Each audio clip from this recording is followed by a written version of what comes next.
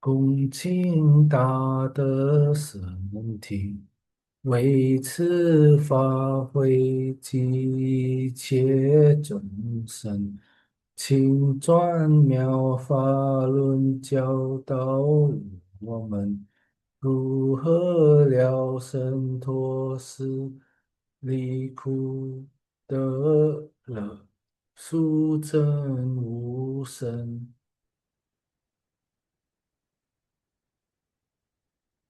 Will the Sangha with great virtue out of compassion for the sake of this assembly and all living beings, please turn the wonderful Dharma wheel to teach us how to leave suffering and attain bliss and end birth and death and quickly realize non-birth.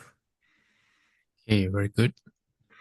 Namo tassa bhagavato arahato samma sambuddhassa. Homage to the blessed, noble, and perfectly enlightened one. Namo sadanto suchetoye alahati sanmyao sanputo che. 无上甚深微妙法，百千万劫难遭遇。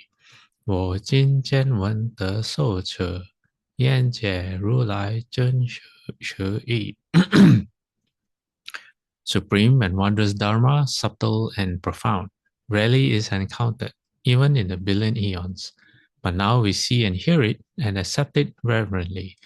May we truly understand the Buddha's actual meaning.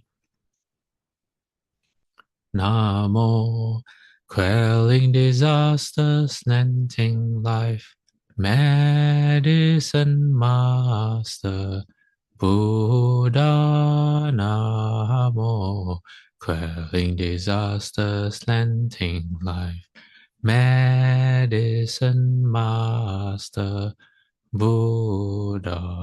Namo, quelling disasters, lengthening life, Medicine Master Buddha. Namo, quelling disasters, lengthening life, Medicine Master Buddha. Namo, quelling disasters, lengthening life, Medicine Master Buddha. Namo, quelling disasters, lengthening life, Medicine Master Buddha. Namo, quelling disasters, lengthening life, Medicine Master Buddha. Medicine Master does come one. Medicine Master does come one. Medicine Master does come one. Medicine Master does come one. Buddhas, Bodhisattvas, Venerable Master, and all good knowing advisors, Amitabha, welcome back. We are at lecture number 200 of our exploration of the Dharma using the Medicine Master Buddha Sutra. So today we are going to look at still on the subject of recollecting the Buddha or mindfulness of the Buddha. And today I'm very how to say, let me show you where we are on the sutra first. So 2 weeks ago, last week we didn't have a lecture. So 2 weeks ago, we looked at the incomparable leader of man to be tamed. Why is the Buddha, one of the Buddha's 10 titles is that. And today we're going to look at the teacher of the Buddha with the title of the teacher of gods and men. And I'm not sure if I can squeeze in, I have 3 stories that I would like to share. I think I can do 2. I'm not sure if I can do a third one, but we'll see. Okay, because the third one is really, really, really, really long. Okay. Okay. Let's quickly go through this. when the Buddha is known as the teacher, how do the commentaries define the Buddha as a teacher? So they say the Blessed One or the Buddha is like a caravan leader because he brings home caravans. Okay, who are the caravans? I think you can, the word caravan here can be vehicle. So it can be the small vehicle, big vehicle, the Buddha vehicle, all the different vehicles, Pacheka Buddha vehicle, or it can be us. We can be at the caravan as well. So the Buddha brings a caravan home or gets caravan homes across the wilderness, a robber infested wilderness, gets them across a wild beast infected wilderness or a foodless wilderness, waterless wilderness, right across, gets them quite across, properly across to reach a land of safety. So what does that mean? Well, what we are trying to do, hopefully for all of us, is to cross the sea of samsara, the sea of affliction, the sea of suffering. And it's very, very easy to get lost in this sea. We can sink. If we don't know how to swim, we can sink. Or if we're crossing the desert, using the caravan analogy or metaphor, if someone knows the difference between simile, metaphor, and analogy, please share. Okay, because I looked it up before, but I can't remember. But I know there are subtle differences or maybe major differences. Anyway,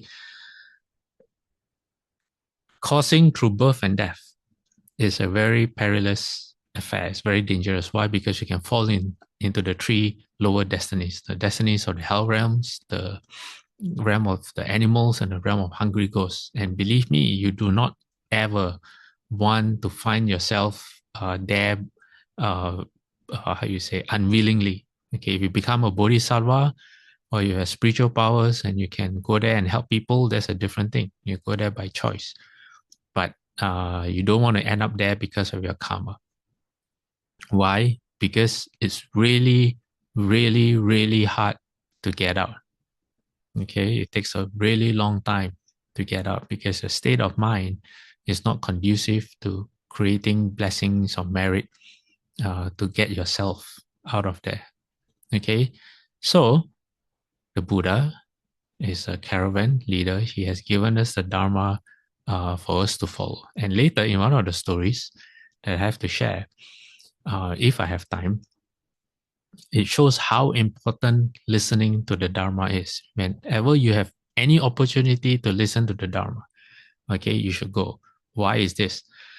Well, first of all, if you want to become a Buddha, you want to help people, you want to walk the Bodhisattva path, the Bodhisattva precepts actually, one of the Bodhisattva precepts is that if there is within a reasonable distance from where you are, I can't remember how many miles, if there is a Dharma lecture, Sutra lecture, you have to go.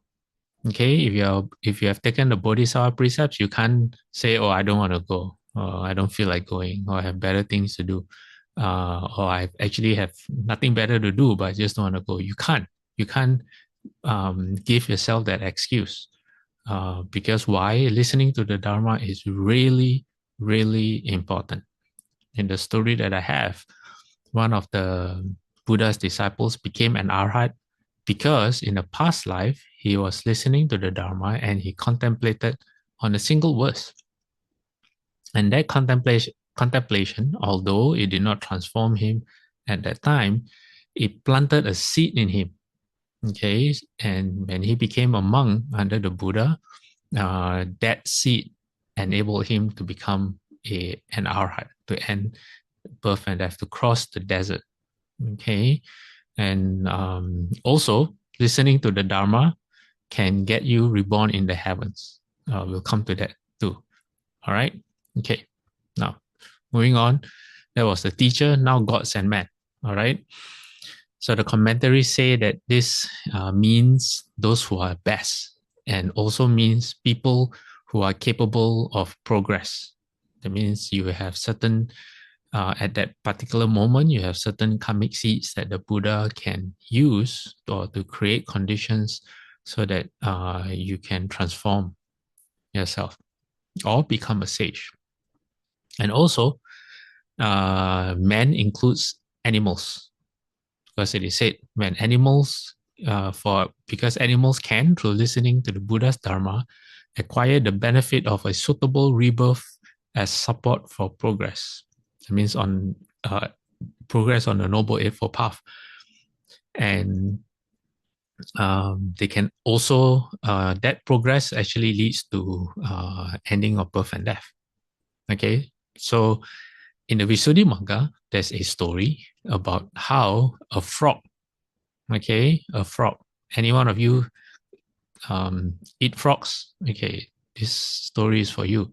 Okay, it's known as Manduka. If I'm not mistaken, Manduka is Pali for frog. I'm not sure. Someone look it up. Okay, Manduka. Anyway, this story is taken from a collection of stories known as the Vimana Watu.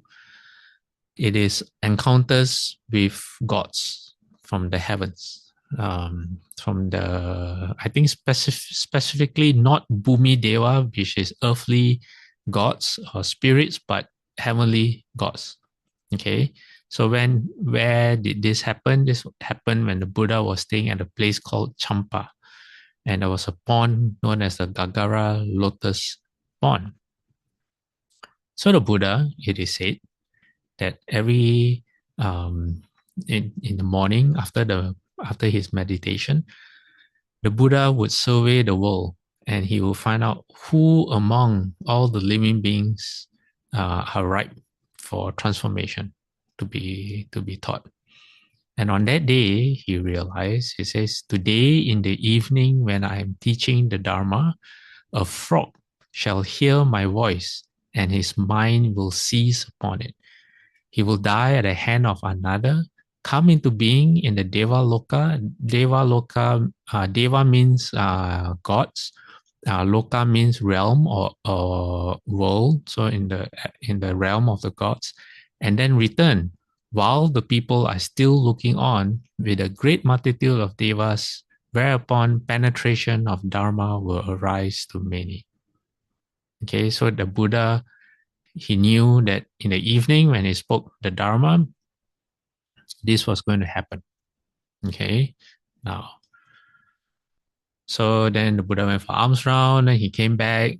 All the monks did what they had to do, and then at evening time, that's when the four assemblies gathered.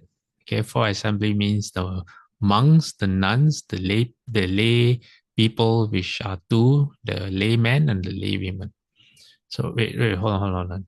Four assemblies. I think that's the four assembly. So anyway, then the Buddha, there was a Dharma hall, okay, and there the Buddha was speaking the Dharma. Then sure enough, as the Buddha had predicted or had foreseen, a frog came out from the pond. Oh, there's a typo error. And the frog knew that the Buddha was speaking the Dharma. Okay, how do frogs know? Well, if spoiler alert, this frog was reborn as a god in the heaven of the 33. Okay, so if you can answer the question of how can a frog become a Deva in the heaven of the 33 or the Triumtrimsha heaven, then you will understand how a frog will realize that the Dharma is being spoken. Okay, so as the frog was, okay, hold on, I forgot. I just realized I forgot to explain one thing. Okay, let me go back one more slide. Okay, here he says, look at the second paragraph. He says, the Buddha predicts that a frog shall hear my voice and his mind will seize upon it. This means that the frog will listen to the Buddha's voice and the frog will become concentrated only on the voice. There's nothing else that the mind will move around on. Okay, in other words, the frog will become very sincere in listening to the Dharma. Okay, that's a lot easier to understand. Frog becomes very sincere. not thinking about this or thinking about that. So, unfortunately, or maybe fortunately, it's, depending on your perspective, came a cowherd who was also listening to the Dharma. Okay. And the cowherd was carrying a walking stick. And he didn't see the frog where the frog was. And he put his stick down and unfortunately killed the frog with the stick. So they said that the frog's heart devoted through that realization that it was Dharma.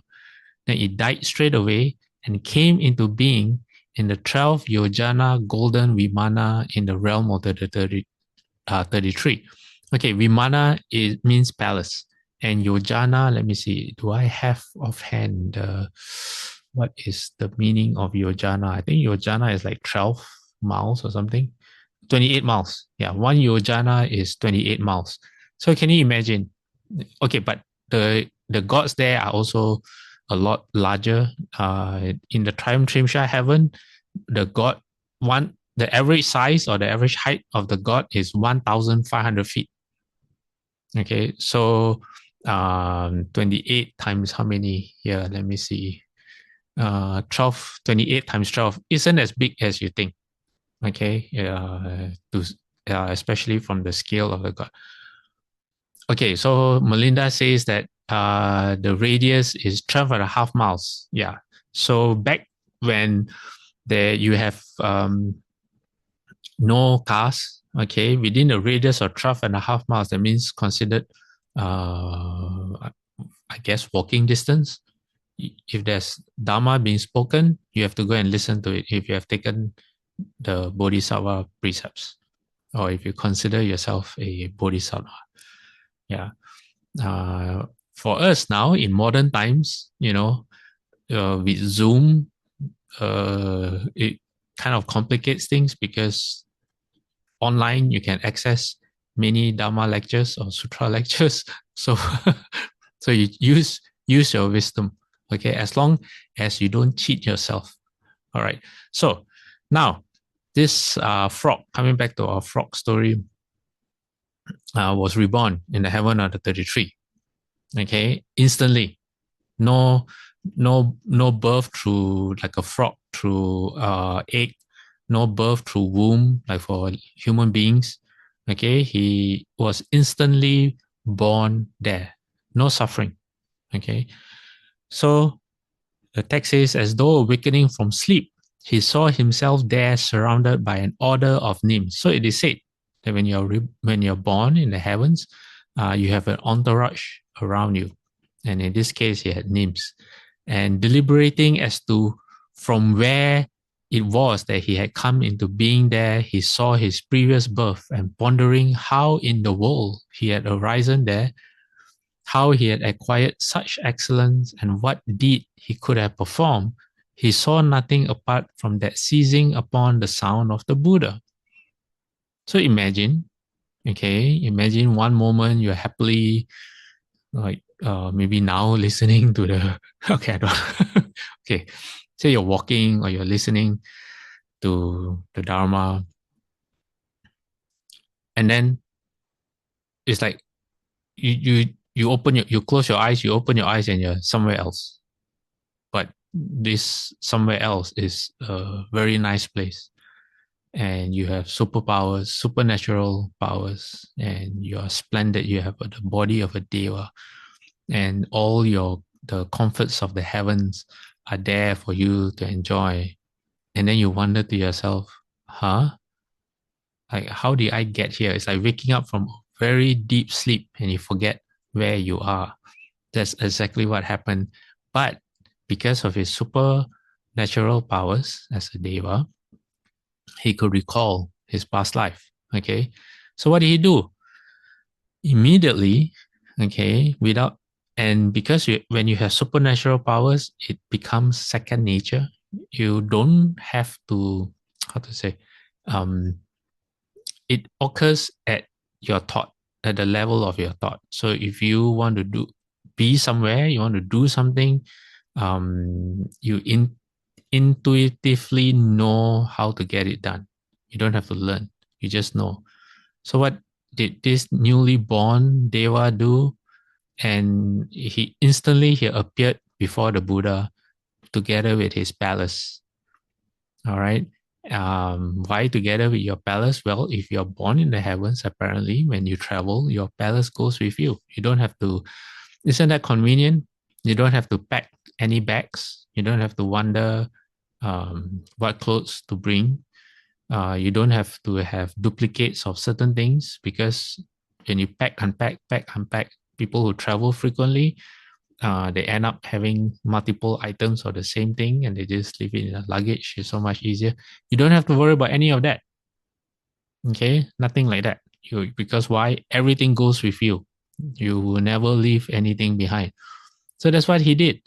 And when he went back, the assembly was still there listening to the Buddha teach. So the Deva came, and then he saluted with his head at the feet of the Buddha, which means he bowed down, and then he remained bowing, holding up an Anjali salute. That means he put his palms together. And I think as he bowed down with his head at the feet of the Buddha, his hands were at his forehead. Okay.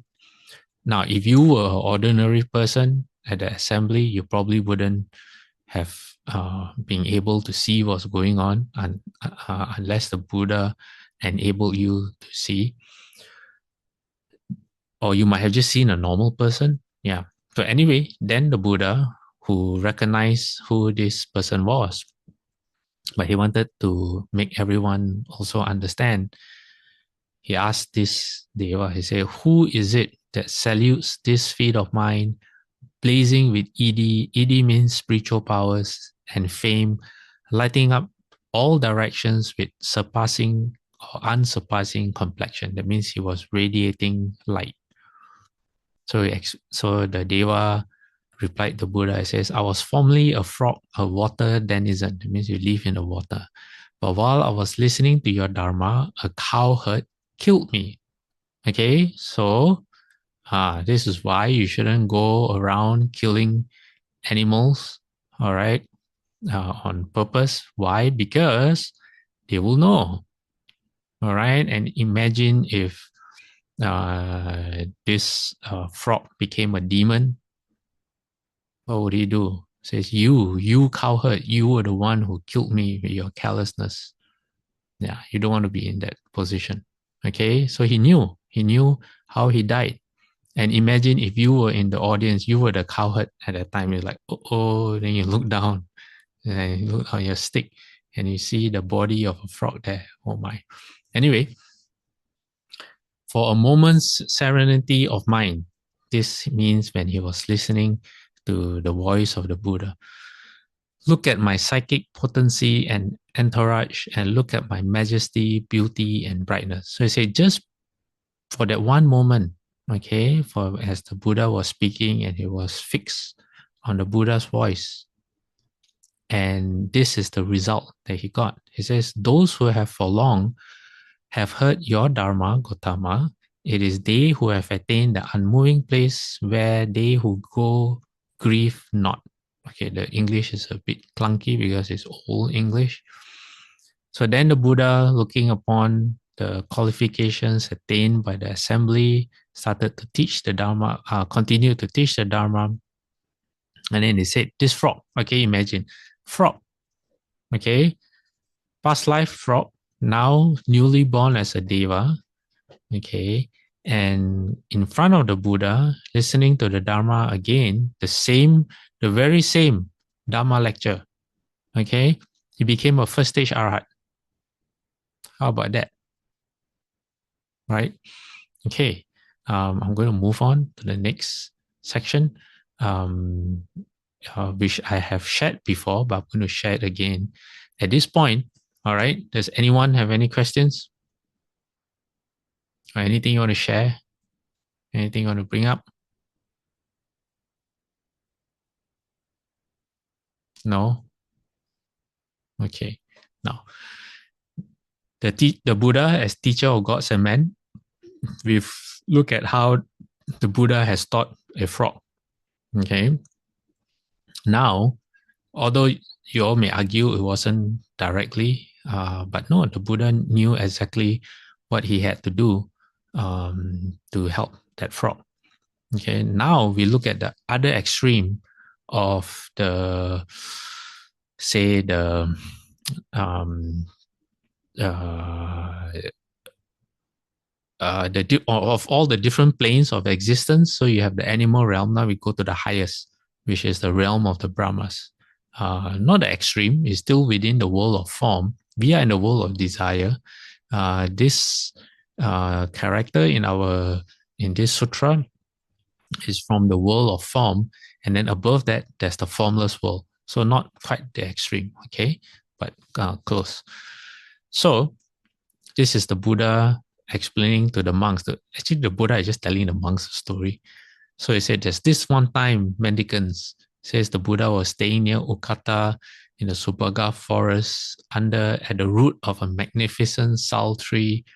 And then the Buddha realized that Baka, the divinity. Okay, I have problems finding out who Baka, the divinity, is. At first, I thought it was Lord Brahma.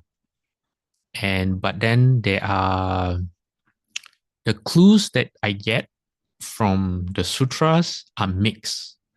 Okay, because there's one part in the sutra where the Buddha tells Baka that when he looks down, he oversees 1,000 worlds. Baka oversees 1,000 worlds. And if that's the case, then Baka is at least in the heavens of the second dhyana. All right.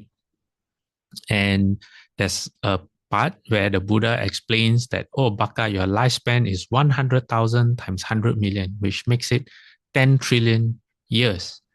So that puts him in the highest of the heavens of the second dhyana. All right. So there are two clues that I have.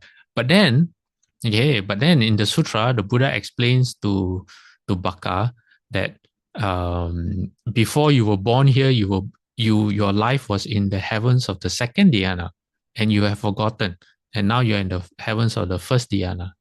All right. So I don't. So to me, I think, I can't. I'm not sure who Baka is, but he's definitely one of the Brahma gods. Okay, and he might be one of the Lord Brahma as well. And there are many Lord Brahmas in Shakyamuni Buddha's world system, which we are in. There are 1 million Lord Brahmas, or 1 billion Lord Brahmas. Yeah.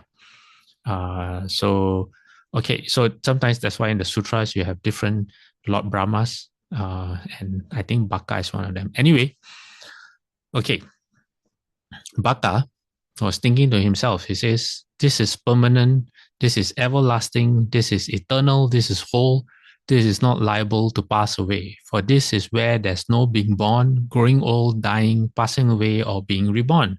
And there's no escape beyond this. So Baka thinks he is eternal. His lifespan is so long that he doesn't see an end. Okay. It's the same for us. Our lifespan is so short. Okay. You will be lucky if you get to 100 years. But we don't see our end. At any age, we always feel like we're going to live forever. Death will come. We don't think we'll live forever, but we have the idea that, we will die one day, but today and tomorrow are not those days. That's how we think, right? That's our perspective. So Baka had this perspective, but Baka had every right to feel that way, because his lifespan, if you are in the lowest of the Brahma heavens, the lowest lifespan is 335, trillion years. 335 followed by 1, 2, 3, 4, 5, 6, 7, 8, 9 zeros, followed by 9. That's trillion, right? Yeah, I think that's trillion. 300 trillion years. And the next heaven up is double, 600 trillion years. And then the next heaven up, which is Lord Brahma's heaven, is 1. Let me see, 1. Anyway, is 1 followed by 1, 2, 3, 4, 5, 6, 7, 8, 9, 10, 12. 12 zeros. What is 1 followed by 12 zeros? Can someone find out? And 1 followed by 9 zeros? 1 followed by 9 zeros is trillion, right? Okay, anyway, put it in the chat box. Okay, so that's Baka.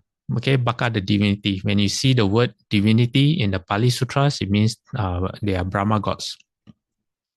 So the Buddha knew exactly what Baka was thinking about. So immediately the Buddha appeared in front of Baka. And when Baka saw the Buddha coming from the distance, he said, "Come, good fellow." Okay, good fellow here is a kind of like it's not 100% respectful for because he was addressing the Buddha. So from that perspective, it's not 100% respectful, but it kind of like someone of your equal, something like that. So from his perspective, he's been respectful. So it says, "Welcome, good fellow. It's been a long time since you took the opportunity to come here. For this is permanent, this is everlasting, this is eternal, this is complete, this is not liable to pass away.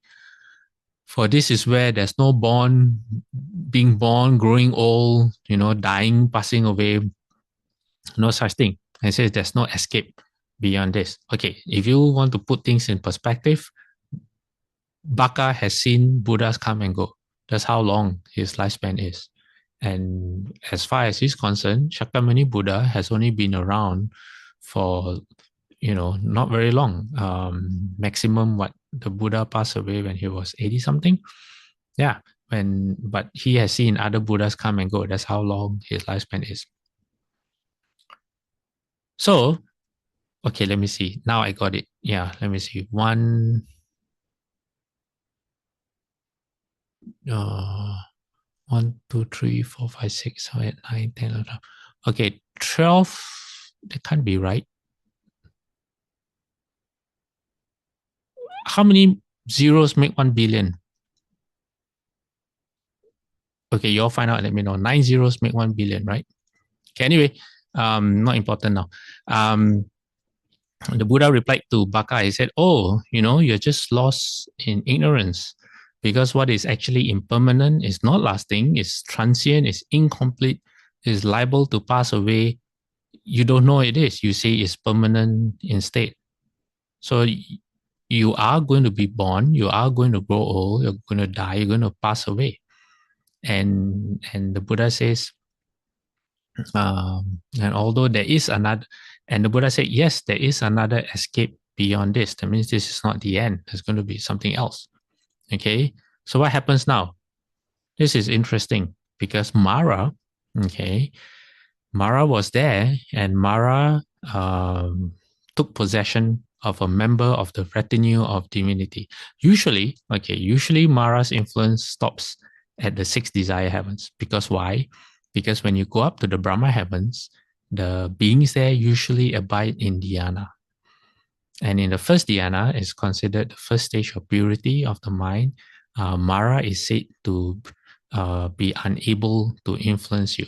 But it looks like no, you are still, because you're still under the rounds of birth and death of samsara. It seems as if Mara can still influence your thoughts.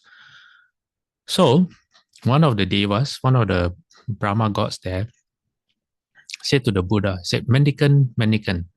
Now, when he addressed the Buddha as mendicant, it is not a nice term. He says, "Don't attack this one." That means don't attack Baka.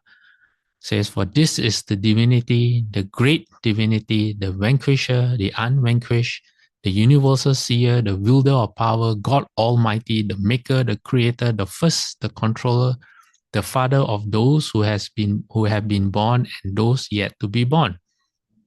Okay, so usually this description is reserved for the Lord Brahma, the person who occupies the highest of the heavens, or the first dhyana, is Lord Brahma, and he's known by that. Okay, so this clue tells us that, okay, maybe it is Lord Brahma. Okay, then this Mara possessed God further tells the Buddha There have been ascetics and Brahmins before you, mendicant, who praise and approve earth, water, fire, air, creatures, gods, the progenitor, and the divinity. When their bodies broke up and their breath was cut off, they were reborn in the higher realm. Okay, so he says people who believe in God. That's what he's saying. And it says, so mendicant, I tell you this, please, good fellow, do exactly what the divinity says, which is Baka. It says, don't go beyond the word of the divinity. If you do, then you end up like a person who, when approached by Lady Luck, would ward her off with a staff, or who, as they are falling over a cliff, will lose grip of the ground with their hands and feet. So it says, please, dear sir, don't go beyond the word of the divinity. Do you not see the assembly of the divinity gathered here? So what is he saying? He says, well, if you don't believe in God, you're going to fall into the lower realms. You know, you can't do it on your own. You can't make it on your own. You need God. You need to believe in God. Listen to God. That's what he's saying. Okay, Miss Yap has come back. Okay, 1 billion is 1, 2, 3, 4. Okay, 9 zeros is 1 billion, and then 12 zeros is 1 trillion. Thank you so much. Okay.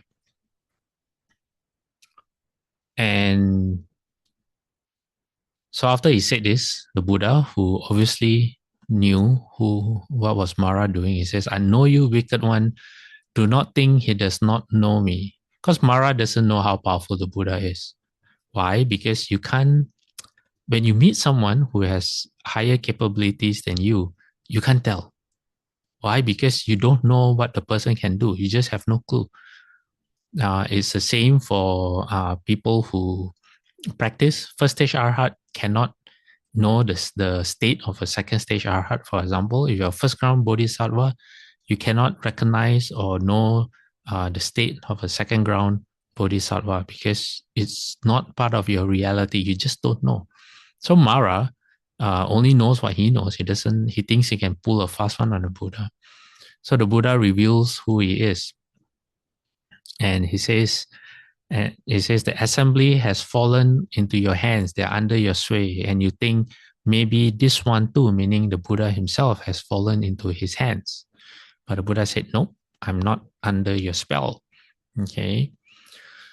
Then now the Buddha is still addressing the monks. He said, when he had spoken, then the Baka told him, he said, but good fellow, what I say is permanent, everlasting, eternal, complete, and not liable to pass away, is in fact permanent, everlasting. So Baka insists. Why? Because his reality is like that.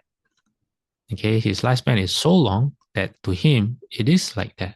And he's not lying. That's what he knows. Okay. So he reiterates what he has told the Buddha, and then exactly what Mara told the Buddha. And he tells the Buddha, he says, so mendicant, I tell you this, you will never find another escape. That means there's no other way beyond this. That means his word is supreme. Okay, his religion is the only true religion, something like that. Okay, you get what I mean? And so he tells the Buddha, you will lie close to me in my domain, subject to my will and expendable. Okay, that's the sound of a true God, right? You become my subject. Okay, you do what I tell you to do, and you are expendable. All right. So then the Buddha says, divinity, I too know that if I attach to earth, I will lie close to you in your domain, subject to your will, okay, and expandable. If I attach to water, fire, air, creatures, gods, if the Buddha takes this as the ultimate, Buddha says yes. Then Buddha says, and in addition, or basically it should be but. I understand your range and your light. Says that's how powerful is Baka the divinity, how illustrious and mighty. And that Baka doesn't like hearing that. Like, how, because why To know someone else, you have to be their equal or their superior. So Baka retorts back, he says, but in what way do you understand my range and my light? Says Gotama, we 72 merit makers. That means he has a retinue of 72 people in his heaven, are now wielders of power, having passed beyond rebirth and old age. This is our last rebirth as the divinity or knowledge master, and now many people pray to us. Then the Buddha says, but Baka, the lifespan here is short, not long, though you think it is long. 100,000 times 100 million years. He says, I know your lifespan. Then Baka still insists, he says, Blessed One, I am one of infinite vision who has gone beyond rebirth and old age and sorrow. No more suffering, no more old age, no more birth. Says, what precepts and observances did I practice in the past? Explain to me so that I may understand. So it's a bit ironic, okay, that Baka, the all creator, the God, all the superlatives, all the superlative titles that you can think of, which he has given himself, doesn't understand how he came to be. Okay, he says he has infinite vision, but he does not know what he did to become Lord Brahma. So he says, explain to me so that I may understand. Actually, it's also ironic because you get to become a Brahma God by practicing the dhyanas. Okay, when you have reasonable control over the first dhyana, you when you die, you can be reborn in the heavens of the first dhyana. It is not through precepts and observances. Okay, so his question is also weird. So the Buddha explains, he says, you gave drink to many people who were oppressed by thirst and heat. When people at Deer River bank were seized, you released the captives as they were led away. When a boat on the Ganges rivers was seized by a fierce dragon desiring human flesh, you freed it wielding mighty force. Not only that, Buddha said, I used to be a servant named Kappa. You thought he was intelligent and loyal. These are the precepts and observances you practiced in the past. And the Buddha says, I recollect it all like one who has awakened from sleep. Okay. And then Buddha says, as far as moon and sun revolve, protecting and illuminating in each direction, over 1,000 such worlds do you wield power. And therefore you know the various beings, those who are subject to passion and those free from passion. You know the various states of beings and their comings and goings. So Buddha says, that's your power. And that's how I know your range and your light. That means your limits. He's telling Baka, I know these are your limits.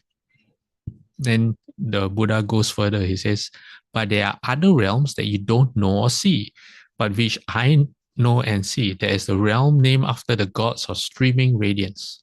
Okay, what are the realms of streaming radiance? Let me see if I have it. Okay, here. Okay, let me share on the screen. Okay, so okay, if you look at the green part on the screen, you look here, heavens of the first dhyana, the great Brahma heaven, number 3, that's where Lord Brahma is. Okay, and now the Buddha said that there's a realm that he doesn't know.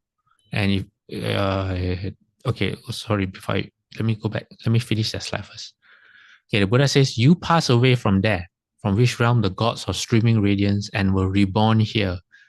You dwelt here so long that you've forgotten about that, and so you don't know or see it, but I know and see it. And the Buddha says, so divinity, I am not your equal in knowledge, let alone your inferior. Rather, I know more than you. Okay? Now, that's why, to me, so the streaming radiance is here. Okay? The light sound heaven. The Devas or streaming radiance. They are the highest heaven in the heavens of the second dhyana. And if you are there, your lifespan is 10 trillion years. It's equivalent to human years is 10 trillion years. That's 100,000 times what, 10 million? Was it 10 million just now or 100 million? 100 million, right? Yeah, you get 10 trillion years. Is this trillion? Let me see. 1, 2, 3, 4, 5, 6, 7, 8, 9, 10, 11, 12. Yeah, 10 trillion years. But the way the Buddha is speaking to him now, Buddha said, before you were in this heaven and now you're not. So he's definitely not there. He's one of this lower heavens. Okay, all right. Then the Buddha says, there is the realm named after the gods of universal beauty. Universal beauty. I also don't know which heaven is that. Anyway, Buddha says there is the realm named after the gods of abundant fruit, which you don't know or see. Let me see what. Let me see if I. Okay, that is the heavens of the fourth dhyana. So the Buddha says, so divinity, I'm not your equal or your inferior. I know more than you. Then the Buddha continues, says, since directly knowing earth as earth, and since directly knowing that which does not fall within the scope of experience characterized by earth, I have not become earth. I have not become in earth. I have not become as earth. I have not become one who thinks earth is mine. I have not affirmed earth. So divinity, I am not your equal in knowledge or your inferior. Rather, he knows more. I know more than you. Okay.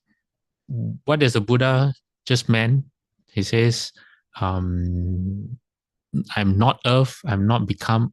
I'm not found in earth, and I'm not become as earth. Or he doesn't think earth is mine. The Buddha has gone beyond the conceptualization of a false self. So he doesn't identify with the elements.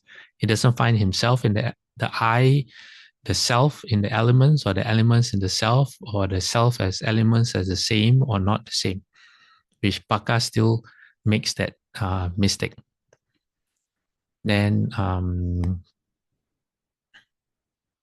the Buddha continues the same thing for fire, water, fire, air, creatures, gods, etc., etc., telling, using the same formula that Baka used for him. So, so anything in the world. So if you look at the last few sentences of the first paragraph, he says, since directly knowing all as all, and since directly knowing that which does not fall within the scope of experience characterized by all, I have not become all, I have not become in all, I have not become as all, I have not become one who thinks all is mine. That means the Buddha doesn't identify with anything that is to be found in the conditioned world. Okay, the Buddha is, in other words, the Buddha is unconditioned. It's very, very important because as long as we still identify with conditioned phenomena, we are still confused by them. But the Buddha is in the realm of the unconditioned. All right, now the Baka challenges the Buddha again. He says, well, good fellow, because he probably doesn't understand what the Buddha is saying. He says, if you have directly known that which does not fall within the scope of experience characterized by all, that means still within the realm, within conditioned realm, says, may that not be vacuous and hollow for you. And it says, consciousness where no form appears, infinite, luminous all around. Then Baka says, that is what does not fall within the scope of experience characterized by etc., etc. So Baka thinks he knows what the Buddha is talking about. Actually, he does. Okay, and what is he talking about? Here, Baka is referring to the state of infinite consciousness. What is the state of infinite consciousness? Well, if you take the human mind and you're curious as how in your meditation, how pure can the human mind go? Okay, you want to find out. You want to, as you sit in meditation, you want to refine your mind. You enter the first dhyana, the second dhyana, the third dhyana, the fourth dhyana, and then you tell yourself, maybe the mind can be more still. maybe I can go beyond the stage of the fourth dhyana. What happens? Then you enter the formless realms, the formless dhyanas, the four formless states. And the third of this is known as a state of infinite, the second of this. The second of this is known as the state of boundless or infinite consciousness. But it's only the second of the four states. And then the fourth one is where your mind, the human consciousness, okay, the sixth consciousness is at its purest. You can't go beyond that. Okay, so Baka thinks that the Buddha is talking about the second level. So in terms of the 8 dhyanas, you have the first 4 dhyanas is number 6. All right. And if you have paid attention to the story of how the Buddha became the Buddha, of the prince leaving the palace, okay, when the prince left the palace, he first encountered 2 teachers. All right. And the first teacher taught him, maybe I'll show you on your screen. Okay, this is the same graph, but let me increase the size. Okay, here. The light blue, all right, here that I've. So this heaven or boundless consciousness in this translation, or infinite consciousness, is what Baka thinks the Buddha is talking about. Okay, and that's the highest state Baka has probably encountered himself or understands through the scriptures. We're not sure, but that's why he thinks the Buddha is talking about. Whereas what the Buddha is speaking of is an unconditioned state. Okay, so when the Buddha, before he came the Buddha, when he was the prince, and he met his first teacher, what did the teacher teach him? This state, an even higher state. You see, the heaven or the state of nothing whatsoever. So the Buddha entered this state and he mastered this state. And the Buddha thought to himself, he said, then the Buddha came back. Okay, when the Buddha stopped meditating, the Buddha realized that all the defilements came back. So this state was only temporary. He was only suppressing the defilements. It's a very pure state. It's a very, very high state. Okay. Then the Buddha met his second teacher. I can't remember the name of the teacher. I'm so sorry. Was it Alakara? Or was Alakara the first one? Anyway, the Buddha's second teacher taught the Buddha the highest, the heaven or the state of neither cognition nor non-cognition.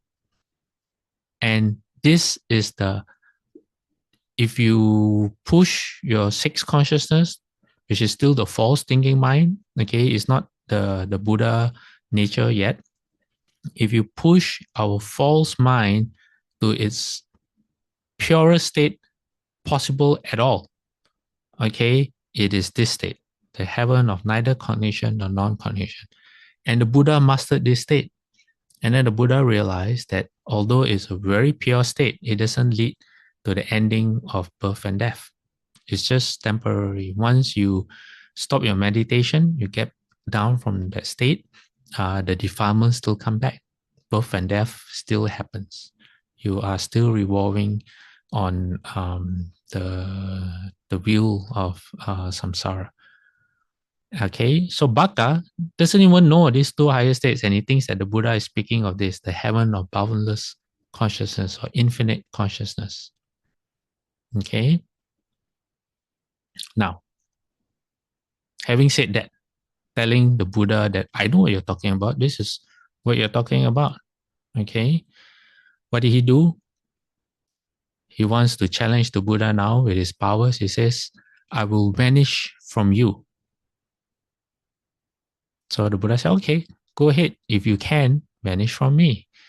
And then he tried to, but he was unable to vanish. That means to disappear or make himself invisible in front of the Buddha. And then when he couldn't do that, the Buddha said, okay, you can't do it. I'll do it. And then the Buddha vanished in front of him. Okay. Now let me see. Okay. So the Buddha used his psychic power. Once he was vanished, he used his psychic power to will his voice, and his voice extended so that all of them, all of the assembly could hear him but could not see the Buddha. So imagine, okay, in front of the person who proclaims himself as Lord God, creator of all, knower of all, he can't see the Buddha, all right? But he can still hear the Buddha's voice. So the Buddha says, seeing the danger in continued existence, that life in any existence will cease to be, I didn't affirm any kind of existence and didn't grasp at relishing.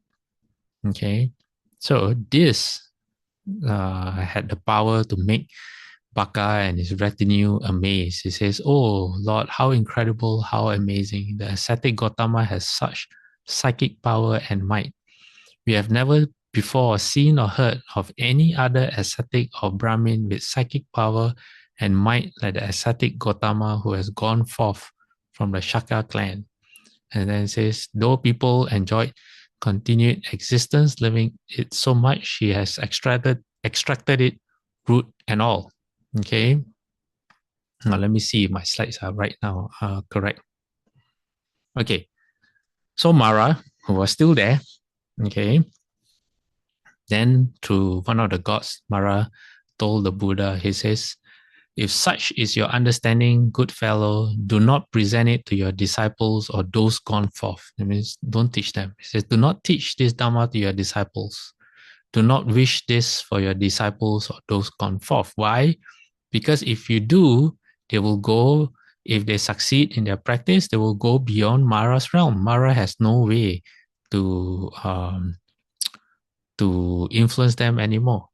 So it is said, okay, in the sutras, it is said, whenever someone leaves home, the news will spread to Mara and Mara will get very anxious. And Mara will cry out, he says, oh, our retinue will reduce by one. And if I'm not mistaken, something like that. Mara gets very nervous. He doesn't like people leaving home because he knows, they are on the path and one day I will lose them. So Mara tells the Buddha, he says, there have been ascetics and Brahmins before you, mendicant, who claim to be perfected ones, fully awakened Buddhas. And it's true. There are monks who have attained the fourth dhyana, but they think they attained nirvana. So he tells the Buddha, he says, they presented, thought, and wished this for their disciples and those gone forth. When their bodies broke up and their breath was cut off, they were reborn in the lower realm. So he's trying to scare the Buddha and trying to act how you say, like he's on the Buddha side, say don't teach this because if you do, you think that you have achieved something, but all you do is you're only leading them to the hells, he said. And then he says, but there have also been other ascetics and Brahmins before you who claim to be perfected ones, fully awakened Buddhas. And he says, they did not present, teach, or wish this for their disciples and those gone forth. When their bodies broke up and their breath was cut off, they were reborn in a higher realm. So mendicant, I tell you this, please, good fellow, remain passive, dwelling in blissful meditation in this life, for this is better left unsaid. Good fellow, do not instruct others. So there's so many inconsistencies with what Mara is saying, because all Buddhas of the past, the present, and as they will in the future, when they become Buddhas, they will teach. So what Mara said is 100% not true. And if you read the Lotus Sutra, the only reason Buddhas appear in this world is to teach sentient beings, teach living beings. And we know that through the Dharma, the opposite happens. You don't fall in the lower realm. Instead, you are protected from the lower realms. Okay. So the Buddha knows this, and the Buddha tells Mara, I know you, wicked one. Do not think he doesn't know me. You are Mara the wicked. You don't speak to me like this out of sympathy, but with no sympathy. That means you have an ulterior motive. For you think those who the ascetic Gautama teaches will go beyond my reach. There you go. If you follow the Dharma, you will eventually get beyond Mara's reach. You can't, when you have no self, when you don't identify your eyes, ears, nose, tongue, body, and mind as the self, Mara cannot get to you because he can only influence you through your senses and through your mind. Okay? So Buddha says, those who formerly claimed to be fully awakened Buddhas were not, in fact, fully awakened Buddhas, but I am. So it says, the realized one remains as such whether or not he teaches disciples. The realized one remains as such whether or not he presents the teaching to disciples. Why is that? Okay, why is the Buddha just the Buddha, regardless of whether he teaches or not? He says, because the realized one has given up the defilements or the afflictions that are corrupting, leading to future lives, hurtful, resulting in suffering and future rebirth, old age, and death. So the Buddha has no further birth. He has cut them off at the root, make them like a palm stump. Okay, this simile is repeated often in the sutras.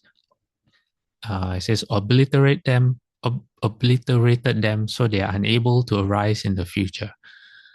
Just as a palm tree with its crown cut off is incapable of further growth, the realized one has given up the defilements that are corrupting. That means all the conditional elements that leads to what? Future lives that are hurtful, that results in suffering and future rebirth, old age, and death. The Buddha has severed it all. No more. Okay, so the Buddha has gone beyond the conditioned realm into the unconditioned. All right. Okay. Now it's time to end. Anyone? So 2 stories only today, not third one. Maybe tomorrow, next week. Okay. Anyone has anything you want to bring up to share? Rama Hengshua will be coming to Singapore. I think you have seen the posters, right? So Rama Hengshua will be in Singapore. Let me see. Where's the poster? Okay, he will be doing a Guanyin retreat organized by Singapore Buddhist Union. That will be on March the 15th. Okay. And then there will be a 3-day event organized by Singapore Buddhist Lodge from the 12th of March to the 14th of March. The first day is on meditation techniques and theory. The second day is on Guanin's Dharma Door. And the third day is a workshop on Dharma translation, kind of like what he did before.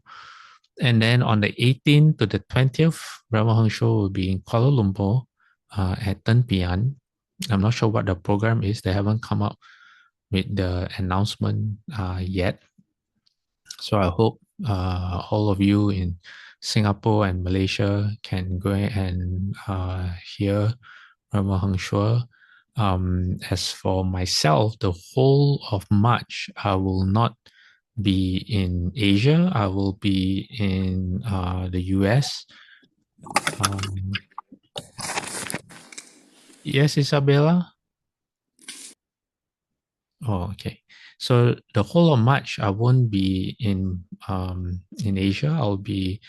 I've been invited by our branch monastery in the East Coast, and I'll also be visiting Atlanta, Georgia for a few days. So I'll be pretty busy during my stay in the US. So I think I'll be leaving on end of February and coming back maybe last day of March or first day of April, April Fools. Yeah. And regarding our lectures, I would really like to continue our lectures if I'm able to. I'll let you all know in advance. Okay. Anything else? Anything for anyone? No. Okay. Then does anyone remember Peggy? Do you remember if we did? Peggy always remembers. Which dedication or merit did we do last time? The last time. Was I'm, it the Abhayagiri one? I'm not positive. Okay, sorry for putting you on the spot. TA, do you remember? No. Oh, okay. I asked you because your microphone was turned on. Do you have something you want to Oh, share? no. Okay, No. then we no. Okay, all right, all right. Then we just do the Abhayagiri one. Okay, all right. TA, I'm going to mute you if you don't mind. Okay, I'm going to put my palms together.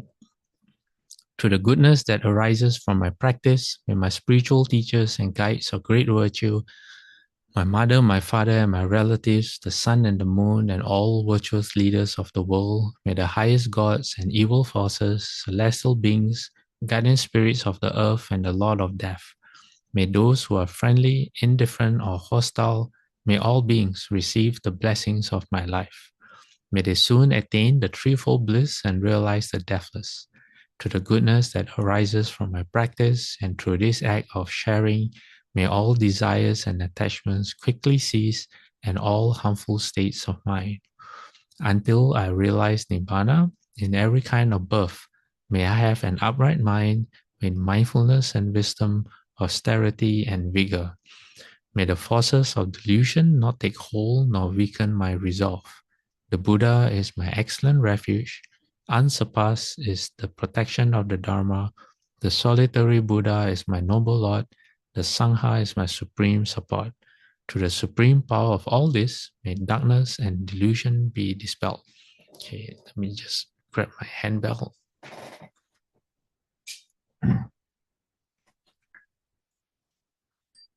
Okay, 3 bows to the Buddha. Second bow. Third bow. Half bow. Bowing respect to the Venerable Master. Second bow. Third bow. Half bow. Okay, everyone, Amitabha. We'll see you all next Amitabha. week. Thank you.